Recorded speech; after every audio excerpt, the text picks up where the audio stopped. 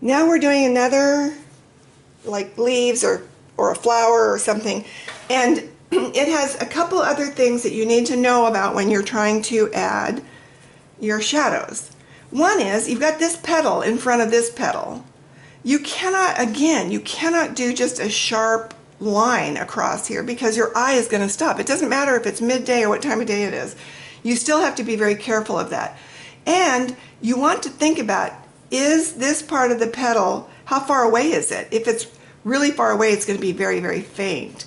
And in here, this is lifted, so you're going to get sort of a V shape right here, which normally you wouldn't think that, but that's what happens.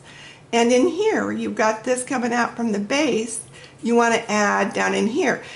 You might add a little bit on this one because it's also coming out of the base, but this one is going to go more up underneath this to make it look like it's behind this petal. This petal is behind this petal. Now, if you do a lot of that right in here, then it's going to look fake and awful. So don't go cover the whole thing, just cover part of it. And like I said, let your eye complete making that change that it wants to make. Okay, same thing here. You want to come down this stem a little bit, down in here into the little V of this, because that's going to be going down and it's going to be coming further away. Can you see that? Yes, okay, good.